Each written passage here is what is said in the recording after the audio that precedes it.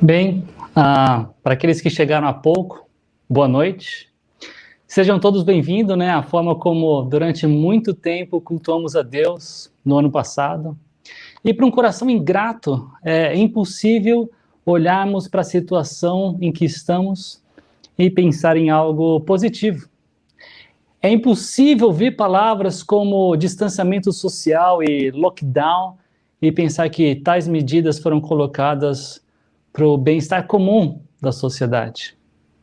São situações assim que mais facilmente revelam o coração que nós temos, insatisfeitos, impacientes, egoístas.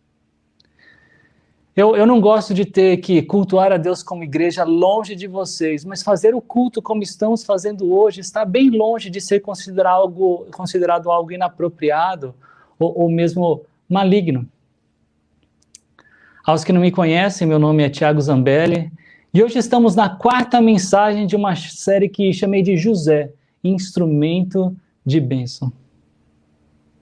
Isso porque José é o personagem em destaque do último trecho do livro de Gênesis, o primeiro livro da Bíblia, que vai do capítulo 37 até o 50. E um personagem que até agora ele enfrentou a falta de sabedoria do pai e tê-lo como favorito entre 12 filhos, enfrentou o ódio e o ciúme dos irmãos, que inclusive venderam José como escravo e enganaram seu pai, como se ele tivesse sido morto por um animal selvagem. José foi escravo na casa de um oficial do faraó, onde foi falsamente acusado por tentativa de estupro. E por causa disso, ele foi preso.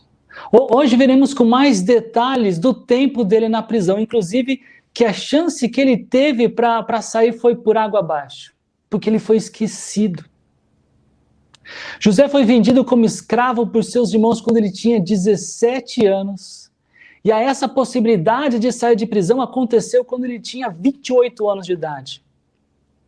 Como eu gostaria de ter tido a maturidade de José nessa idade, passando por tantas circunstâncias ruins, com a consciência que nada do que aconteceu estava fora do controle do justo e único Deus. E porque ele tinha essa consciência, José lutava pela sua integridade, com a expectativa que ainda seria usado de uma forma especial por Deus, tendo em vista os sonhos que ele teve em Gênesis 37. Se você não ouviu a primeira mensagem dessa série, além de apresentar estes sonhos, nela eu fiz uma longa introdução para mostrar a vocês que, em última análise, todo o Antigo Testamento objetivou revelar a identidade e o propósito do Messias, que nós claramente sabemos pelo Novo Testamento ser Jesus Cristo, que morreu na cruz por causa dos nossos pecados. Naquela ocasião eu mostrei a vocês sobre esse objetivo do Antigo Testamento pelo texto de Lucas 24, quando 2 discípulos a caminho de Emaús tiveram uma super aula com o professor Jesus. Lucas diz assim, no versículo 27, e começando por Moisés e todos os profetas, explicou-lhes o que constava a respeito dele em todas as Escrituras. Jesus ter começado por Moisés significa desde o começo da Bíblia, porque Moisés foi o autor de Gênesis, Êxodo, Levítico, Números, Deuteronômio, grupo de livros conhecido por nós como Pentateuco e entre os judeus como Torá ou a Lei. Esses são os 5 primeiros livros da Bíblia. E quando ele diz todos os profetas, é bem provável que ele está se referindo a pelo menos mais um grupo de livros do Antigo Testamento que era chamado de profetas. A Bíblia hebraica, ou seja, o Antigo Testamento, ele é dividido em 3 partes. E como eu disse a vocês, uma delas é a lei ou a Torá.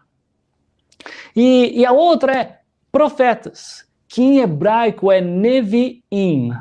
E a terceira parte, ele não cita, mas Lucas termina o seu relato dizendo que Jesus explicou àqueles 2 discípulos o que constava a respeito dele, de Jesus, em todas as Escrituras. E quando ele diz isso, vale lembrar que o Novo Testamento ainda não existia.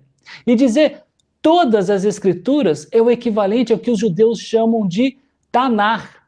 Tanar é o Antigo Testamento. E essa palavra Tanar, ela é composta, como vocês veem no slide, pelas primeiras letras de cada grupo de livros que possui o Antigo Testamento. A Torá, o Neviim e o Ketuvim. A lei, os profetas e os escritos. Então, nessa super aula de Jesus de pelo menos 2 horas, se é que eles andavam a pelo menos 5 km por hora até Emaús, eles aprenderam de Jesus que o Antigo Testamento falava a respeito dele, de Jesus. Interessante é que o nome Jesus não aparece nem sequer uma vez no Antigo Testamento. Uma outra passagem que apresenta a mesma verdade é quando Jesus está convocando os seus primeiros discípulos. Segundo o Evangelho de João, Pedro e André foram os primeiros. O terceiro foi Filipe. E quando ele encontrou Natanael, veja o que ele disse. Achamos aquele sobre quem Moisés escreveu na lei e a respeito de quem os profetas também escreveram, Jesus de Nazaré, filho de José. João capítulo 1, versículo 45. Perceberam? Só que agora não é Lucas escrevendo o texto inspirado por Deus, agora é João, relatando também de forma inspirada o que Filipe disse a Natanael quando o encontrou. Natanael, sabe aquele sobre quem Moisés escreve? Sabe aquele sobre quem os profetas escreveram? Sabe? Apesar do nome dele não estar na Bíblia, nós sabemos quem é ele. Ele é Jesus de Nazaré, filho de José. Os judeus, ao lerem o Antigo Testamento, eles tinham essa expectativa. Essa expectativa que eu e você não precisamos ter, porque Jesus já veio. E ele nos foi revelado de uma forma que os judeus da época de Jesus não conheciam, porque contavam somente com o Antigo Testamento, com a Tanar. Mesmo assim, o Antigo Testamento era o prólogo ou um prefácio longo dessa divina narrativa da vida de Jesus. Não é uma história à parte, é o princípio da história de um Deus que decide resgatar a coroa da sua criação, o ser humano. O nascimento, a vida, a morte, a ressurreição e a ascensão de Jesus, essa parte em Full HD ou 8K na tecnologia de hoje, dessa história que começou a ser relatada por Moisés, mas não terminou com Malaquias, ou no livro de Crônicas, para usar a ordem da Tanar. O Crônicas é o último livro na ordem deles. A história de José não é uma exceção nessa história toda. Ela também foi escrita dentro dessa perspectiva. Ela nos ensina muitos detalhes sobre como viver, mas sem deixar de cumprir com a função principal de dar sequência à revelação da descendência de Eva, que esmagaria a cabeça da serpente. Na semana passada, por exemplo, vimos como Potifar, um egípcio, notava que Deus estava com José e ele dava sucesso em tudo que ele fazia. Ou seja, era o próprio Senhor acompanhando e abençoando a pessoa que ele soberanamente havia escolhido para dar sequência à história, cujo final ele já havia estabelecido. Bênção essa que podia ser notada, inclusive, por alguém de uma nação politeísta e que não tinha Javé como Deus. A história que estamos estudando não é sobre um homem aparentemente impecável e que todos nós deveríamos seguir seus passos. Com certeza, José é um ótimo exemplo e suas ações ilustram como devemos viver. Mas não se engane, mesmo porque José era carente de Deus como nós também somos. E essa história ela é, na verdade, um trecho dessa grandiosa história de um Deus fiel, que cumpre as suas promessas e direciona a história, nunca sem a manifestação do seu imutável caráter de amor, de graça, de justiça. Como eu disse na semana passada, o sucesso com o qual José realizava tudo o que fazia não era para engrandecer o seu nome, mas o nome de Javé, de Deus. A própria ida de José para a prisão, ao invés de ser morto, quando a mulher de Potifar o acusou falsamente de tentativa de estupro, É providência de Deus para que a história continue de acordo com a vontade dele, de Deus. A história que vimos de José na semana passada não é somente sobre vencer tentações sexuais, mas é especialmente sobre a fidelidade de um Deus na manutenção da história, que naquele momento específico tinha José como principal instrumento para a preservação da sua vontade, da vontade de Deus, do seu plano redentor. José, ao contrário do seu irmão Judá, ele participou da vontade de Deus com integridade. Graça concedida pelo próprio Deus que lhe dava sucesso em tudo que fazia. E esse sucesso, no capítulo 39, abençoou Potifar, capitão da guarda egípcia, como também o carcereiro da prisão, onde ficavam os prisioneiros do rei. E isso era uma amostra do que Deus havia prometido ao bisavô de José, Abraão, de que por meio dele todas as nações seriam abençoadas. Se você já conhece essa história, sabe que esse sucesso dado pelo Senhor fará com que José suba ao poder e também se torne um instrumento de bênção para sua família. Por essa família que a linhagem ou a sequência do Messias ela continuaria. Mais especificamente, como já vimos, ao arrependido e transformado Judá, que depois de Gênesis 38 nunca mais é retratado em termos negativos. Se você não ouviu a mensagem da semana passada, eu lhe convido a acessá-la no canal do YouTube da nossa igreja, onde vocês hoje estão assistindo aqui a mensagem de hoje. Eu pretendo cobrir os 10 capítulos de Gênesis que ainda faltam até abril, e por isso é importante que vocês se preparem em casa, lendo e relendo esse trecho de Gênesis 37 a 50. Hoje eu vou cobrir o capítulo 41 e o 40. E quero pedir ao Senhor que nos ajude. Vamos orar? Senhor, muito obrigado. Obrigado mais uma vez eu lhe peço para que nos ajude a percebermos na tua palavra aquilo que o Senhor tem para mostrar para a gente, para nos ensinar. Eu te peço em nome de Jesus. Amém. O capítulo 39, ele termina nos informando que José havia sido colocado na prisão, onde ficavam os prisioneiros do rei. E isso foi providência de Deus. Porque o natural esperado era que ele fosse executado. E nesse lugar ele ganhou a simpatia do carcereiro. Por quê? Lembre-se, a vida de José ela foi marcada com a constante presença do Senhor. Não somente porque o narrador da história nos informa, mas porque José tinha plena consciência de que Deus estava sob o controle de todos esses acontecimentos. Você se lembra qual é o versículo-chave da história de José? Gênesis 45, 8. Assim, não foram vocês, falando dos irmãos, José falando para os irmãos, que me mandaram para cá, mas sim o próprio Deus. A convicção de José de que ele ainda serviria como instrumento de bênção para sua família lhe ajudava a permanecer íntegro. E antes mesmo de ser uma bênção como cumprimento dos sonhos que ele teve lá em Gênesis 37, ele já operava como bênção por onde ele passava. Perceba então que a bênção do Senhor sobre José o capacitava para servir com qualidade, com excelência, de tal forma que isso era reconhecido pelos egípcios, para quem José trabalhou, que não cresceram numa cultura, nem numa família que conhecia Javé. Esses egípcios foram abençoados por Deus por meio de José. E o texto diz que na casa de Potifar tudo estava sobre a bênção do Senhor por causa de José. Na prisão, o carcereiro podia ficar despreocupado por causa de José.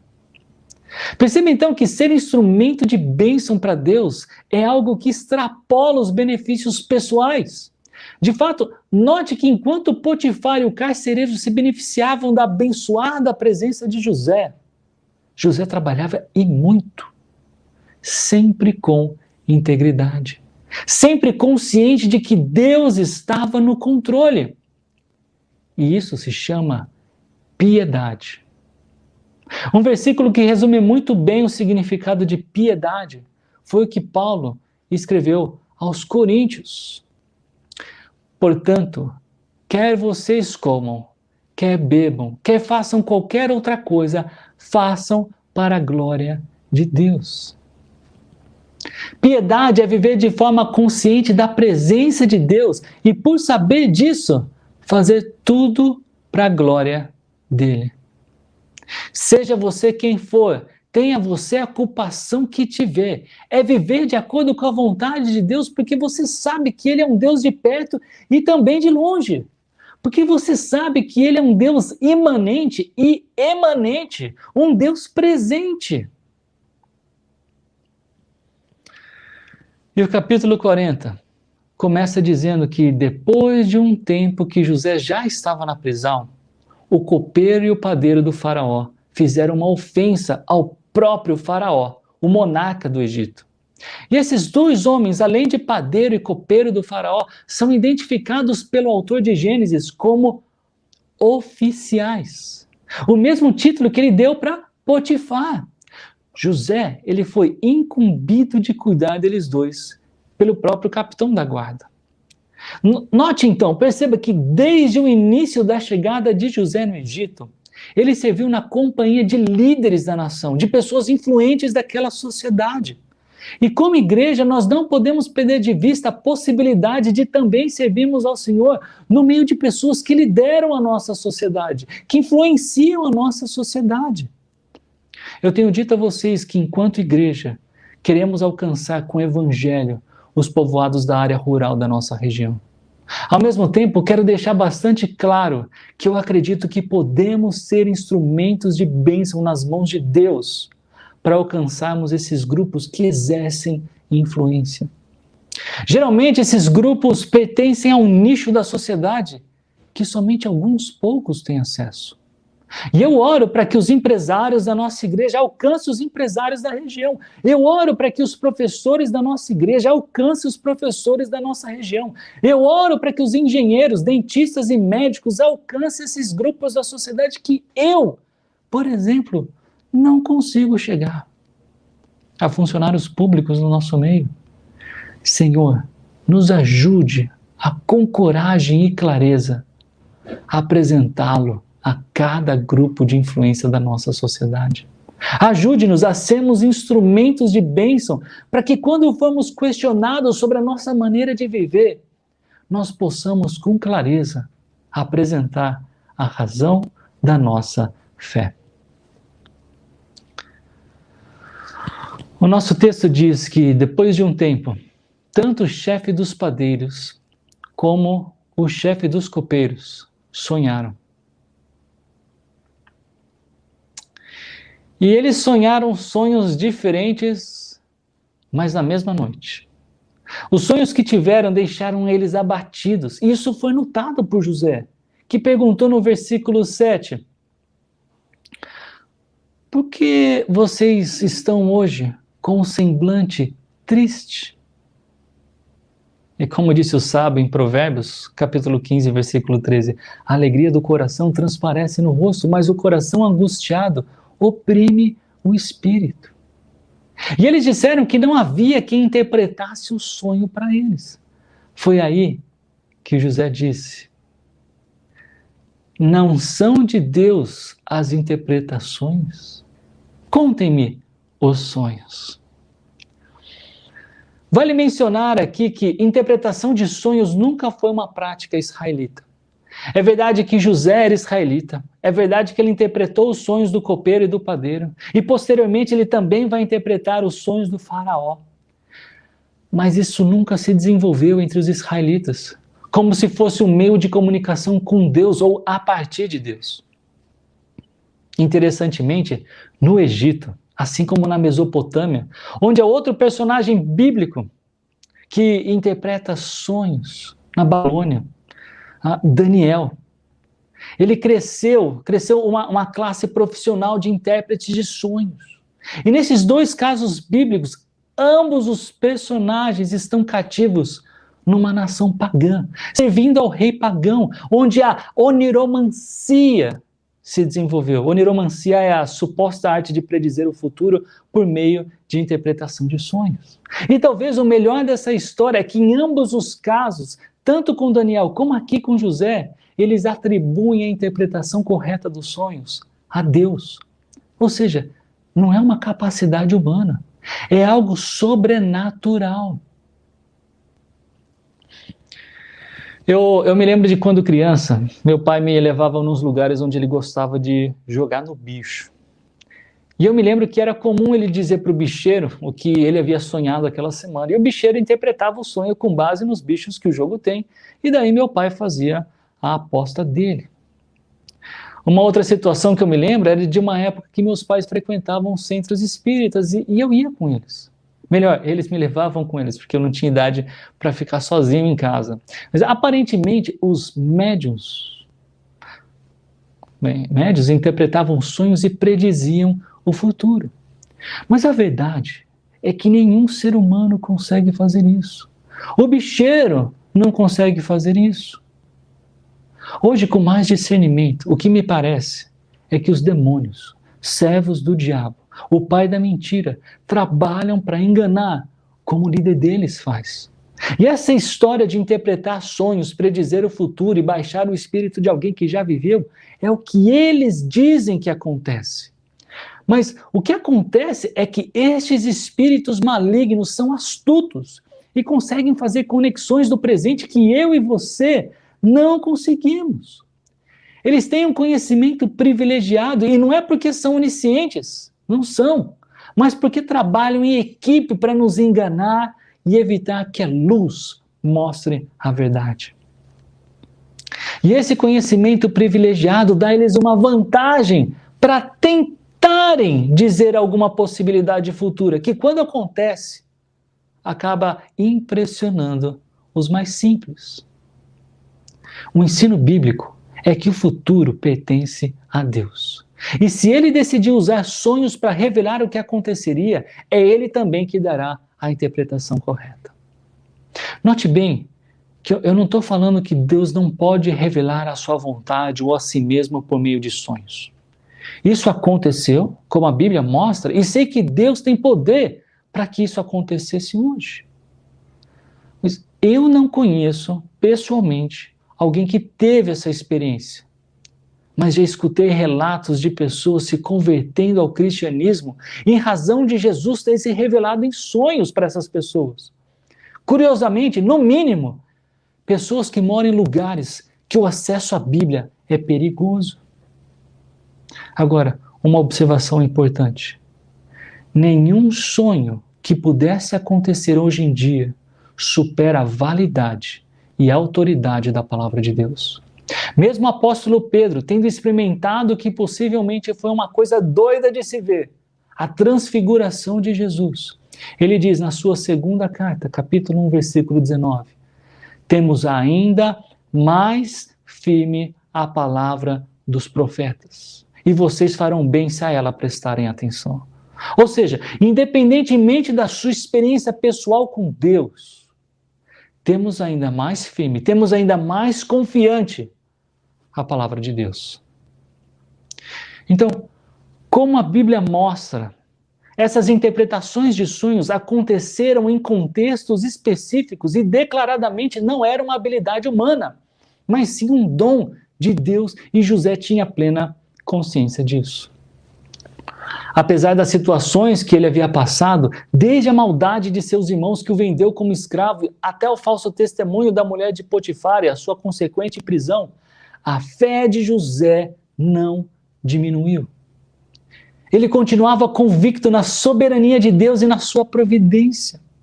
E José, possivelmente por acreditar que aqueles dois sonhos dos oficiais do faraó, o copeiro e o padeiro, tinham relação com o propósito pelo qual José estava no Egito, ele tinha a firme convicção que Deus lhe daria a interpretação correta dos sonhos.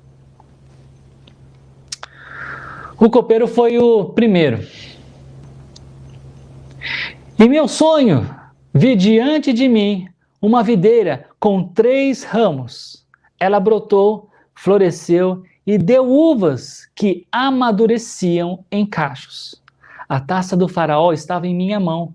Peguei as uvas e as espremi na taça do faraó e a entreguei em sua mão.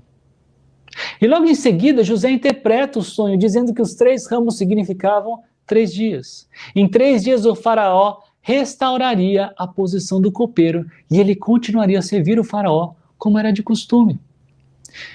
E José estava tão certo que isso aconteceria, que em seguida ele fez um pedido.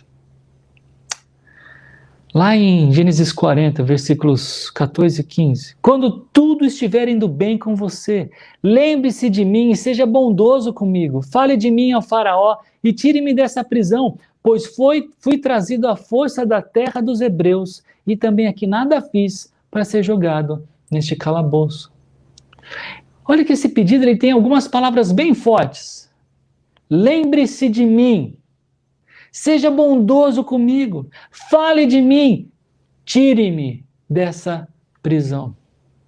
Essa última expressão, tire-me dessa prisão, por exemplo, ela será usada diversas vezes para descrever a liberdade do povo hebreu da futura escravidão pelos egípcios.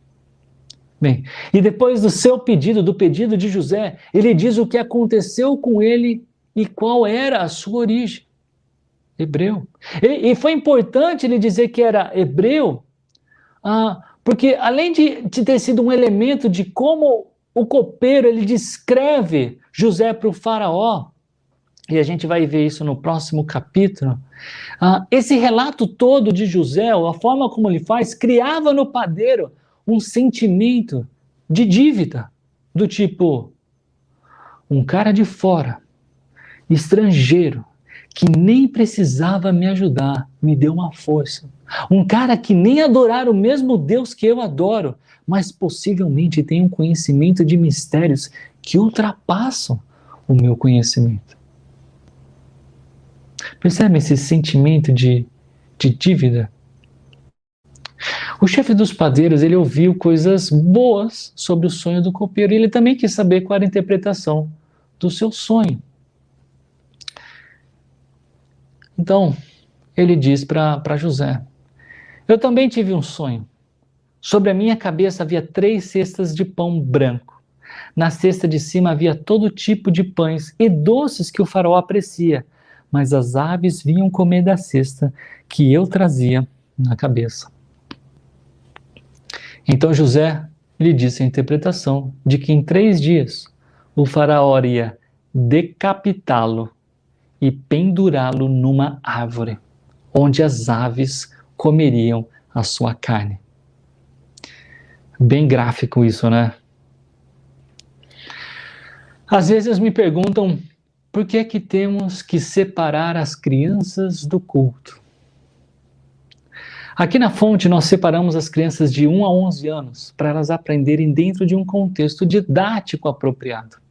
E elas não vão para suas classes para ficar com babás que as colocam na frente da TV assistindo 3 palavrinhas e ganhar pipoca doce no final, se é que elas se comportaram.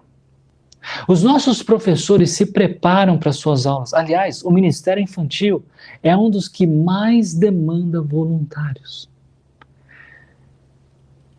Queria que vocês, professores e professoras, soubessem da minha gratidão pelo serviço a Deus de vocês. Meu muito obrigado. Obrigado porque quando contam a história de José, vocês têm a habilidade de explicar de forma apropriada, numa linguagem adequada, o tráfego humano de Gênesis 37. O relacionamento sexual de um sogro com a sua nora em Gênesis 38. A falsa acusação de tentativa de estupro em Gênesis 39. E agora isso em Gênesis 40. Uma descrição bem gráfica da morte. Não é por menos que os judeus esperavam, não sei se ainda esperam, que somente com 13 anos os seus filhos podem ler e estudar o livro de Cantares. E para quem não sabe, Cantares é um livro poético, bastante romântico e com bastante sensualidade. Que Deus continue lhes abençoando, queridos irmãos e irmãs, que servem a Deus aqui na fonte, nesse que é um dos ministérios mais nobres. Aliás, que Deus possa enviar mais pessoas para esse ministério. E voltando, a Bíblia não fala sobre a reação do padeiro nem do copeiro, mas que em 3 dias depois, era o aniversário do faraó. E a sua festa ela foi marcada por um banquete que ele ofereceu aos seus conselheiros. E nessa festa, ele restaurou a posição do copeiro, como José havia dito que aconteceria, mas quanto ao padeiro, ele foi morto, também como José havia interpretado o sonho dele. Então, quando tudo está acontecendo conforme José, pela graça de Deus, havia previsto, o capítulo 40 ele termina com uma nota de pesar. O chefe dos copeiros, porém, não se lembrou de José. Ao contrário, esqueceu-se dele. Todo aquele clamor de José para com o copeiro, ou para que o copeiro colaborasse com a saída de José, parece que nada adiantou. Moisés, quando escreve sobre isso, ele usa 2 verbos sinônimos para enfatizar o esquecimento por parte do copeiro. Na versão do nosso slide, na NVI, olha lá, não se lembrou e esqueceu-se. Pois é, porque José compartilhou aqueles 2 sonhos em Gênesis 37 com seus irmãos. O ciúme que eles tinham aumentou, além do sentimento de ódio ter brotado no coração deles. A coisa era tão feia que eles venderam José para uma caravana que ia para o Egito. E no Egito, na casa de um oficial da guarda, José se recusa a se relacionar sexualmente com a mulher do seu senhor. Então ele é falsamente acusado de tentativa de estupro e por isso acaba na prisão. E na prisão, depois de ajudar 2 prisioneiros, um deles ele pede com certo ânimo e veemência que o ajudasse a sair da prisão. José é esquecido. O chefe dos copeiros não se lembrou de José. Eu lhes pergunto, como estaria a sua fé numa situação como essa?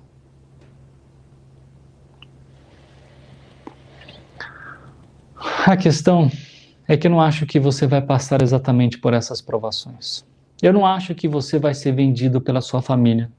Eu não acho que você vai ser escravo de outra pessoa num país estrangeiro. Eu não acho que você vai ser tentado pela mulher do seu senhor nesse país estrangeiro.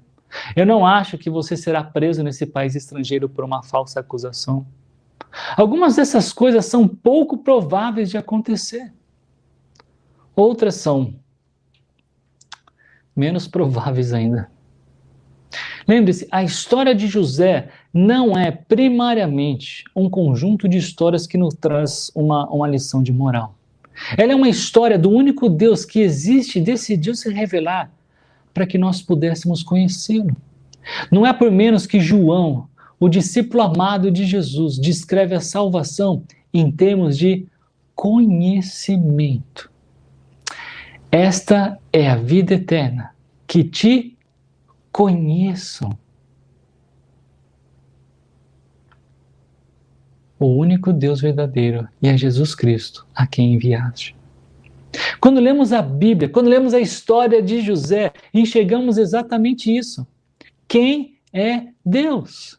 Mas nós também aprendemos quem nós somos. E por fim, aprendemos a relação que existe entre esse Deus e os seres humanos, ou seja, o que é que nós temos a ver com esse Deus? Ou o que ele tem a ver conosco?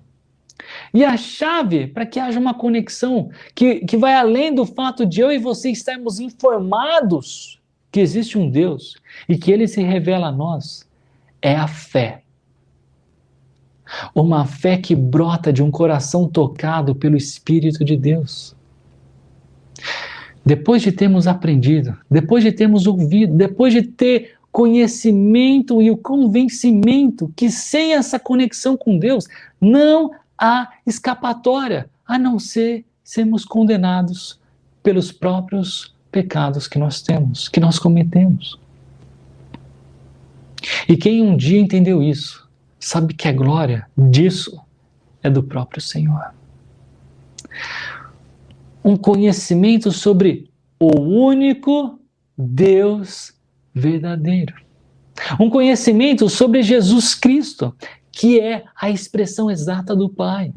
Entendam, sem saber quem realmente foi e é Jesus Cristo, não é possível termos fé. Sem saber o Jesus que a Bíblia nos ensina, não é possível ter fé no verdadeiro e único alvo que nos dá salvação. Como teremos fé em algo que não conhecemos? E lembre-se, não é a quantidade de fé que nos salva, não é o nível de sinceridade da sua fé, não é a emoção que a sua fé produz, é a fé na pessoa e na obra de Jesus que a Bíblia revela. E ponto final.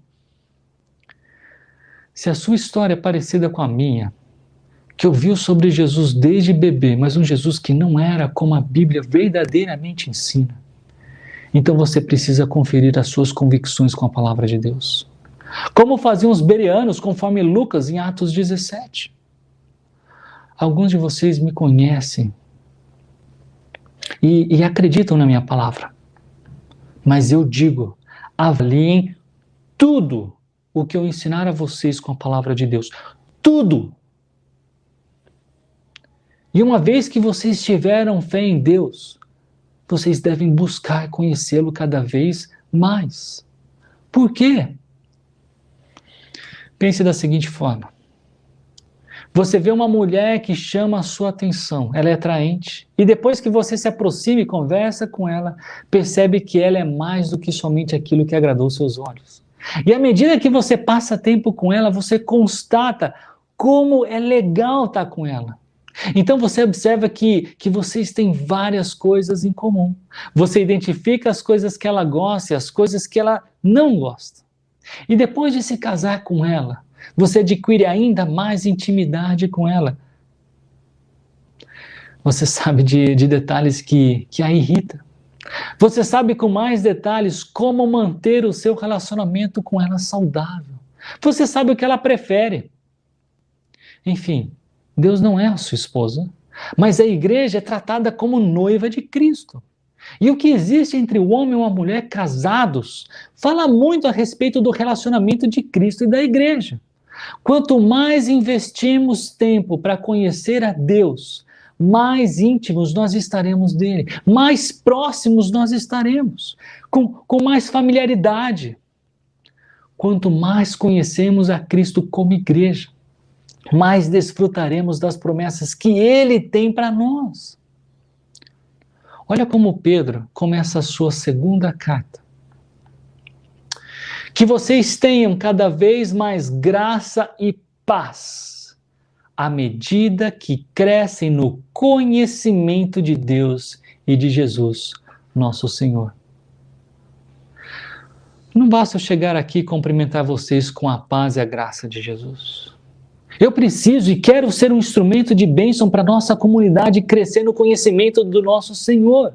De fato, todos temos o dever de instruir uns aos outros com o objetivo de que todos alcancemos a unidade que a fé e o conhecimento do Filho de Deus produzem e amadureçamos, chegando à completa medida da estatura de Cristo. Em outras palavras, e para colocar esse texto no seu real contexto, cada um de nós desempenha um papel importante com um dom dado pelo Senhor à igreja dele, realizado por cada um de nós para sermos como Jesus, nosso Salvador e nosso exemplo de vida santa. E tudo isso para fazer uma nova pergunta. Se José não tivesse uma firme convicção nesse Deus que ele conhece e sabe, ter o controle da história, como é que ele estaria agora? Ontem, quando eu fui orar com a Mila, minha filha de 5 anos, eu perguntei para ela, algum pedido para Deus? E ela disse, que ele tire o coronavírus. E dessa vez ela me disse, quando fosse orar, que eu dissesse muito. Então, quando eu orei, e minha oração com ela também tem um tom didático, eu pedi a Deus que ela tirasse, que ele tirasse muito o coronavírus. Mas que a vontade dele fosse feita e que nós aprendêssemos com ele a como passar por essa situação de forma íntegra e que ele fosse louvado e melhor anunciado. Eu não quero que nós, como igreja, percamos a oportunidade de usar desse momento histórico. Desagradável? Sim. Complicado? Sim. Aborrecedor? Sim. Eu não queria que perdêssemos a oportunidade de apresentar Jesus tal como a Bíblia nos ensina num tempo como esse em que vivemos. Apesar de muitas vezes viver aquém do meu conhecimento sobre Deus, que ainda é pequeno, eu posso afirmar com convicção a vocês: Ele tem todo o controle da história. A pandemia já completou seu primeiro aniversário no Brasil. Mas Deus não se esqueceu do Brasil.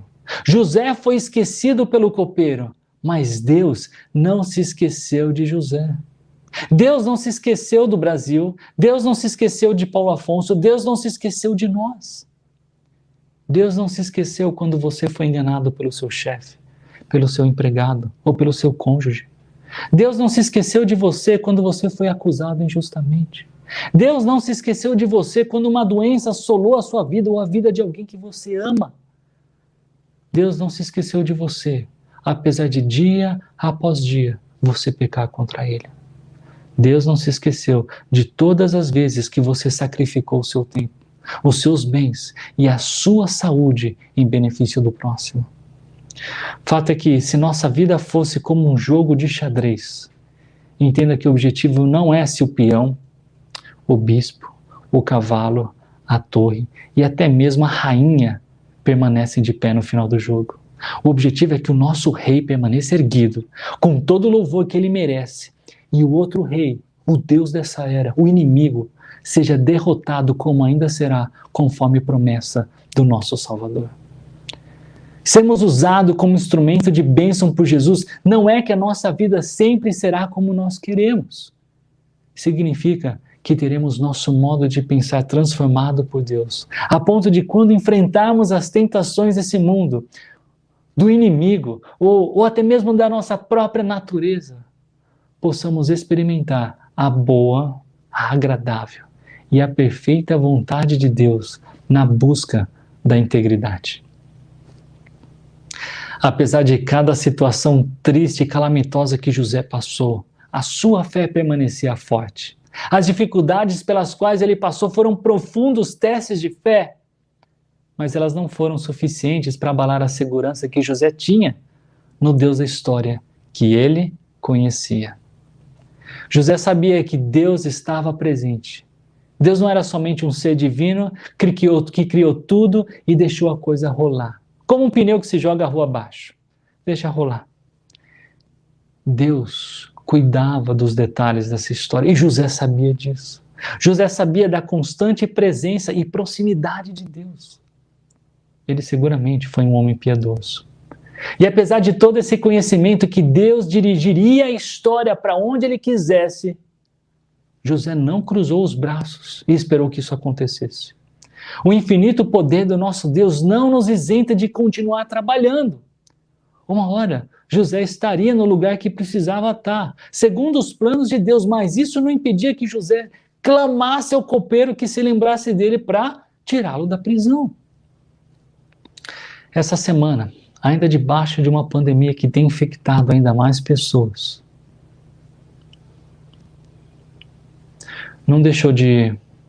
essa semana não deixou de estar debaixo do controle de Deus. A pandemia, ela já ceifou vidas de pessoas queridas entre os nossos irmãos e irmãs. O quanto isso mexe com a nossa fé? Será que por causa disso duvidamos do amor de Deus, da existência de Deus? Essa semana eu visitei uma pessoa que sofreu com a perda de um filho há alguns anos. Eu estava junto com o Júnior, que também já passou por essa experiência. Eu também já passei por essa experiência. E até por isso eu disse, vivência desse tipo nunca deixam a nossa fé no mesmo lugar. Ou nós nos aproximamos mais de Deus, ou nos afastamos dele. Daí eu disse a ela com que eu concluo essa mensagem. Eu agradeço a Deus porque eu e minha esposa conhecíamos o suficiente de Deus para poder nos aproximar ainda mais dele. Senhor, muito obrigado. Obrigado porque a história de José, a tua palavra nos conta a respeito da tua história, se revelando a nós, porque somos carentes do Senhor, ao ponto de chegar o verdadeiro e principal personagem de toda a história, Jesus Cristo. Obrigado porque em José nós vemos uma parte dessa história e com ele também aprendemos ilustrações que servem para a nossa vida, sempre apontando para a nossa necessidade de depender de Jesus. De louvar ao Senhor que tem modificado, que tem transformado a nossa vida. Nos ajude a, quando enfrentar as circunstâncias, como de fato estamos fazendo com a pandemia, o Senhor nos ajude a perseverar na fé, a olhar, Pai, que a história não termina aqui, ou que a história não tem a ver principalmente comigo ou com os meus irmãos, mas com o Senhor. Que ainda terminará essa história vitorioso, totalmente vitorioso, e nós, com corpos glorificados eternamente, louvando ao Senhor, porque Tu és santo, santo, santo, único digno de ser adorado. Obrigado. Eu oro assim, em nome de Jesus. Amém.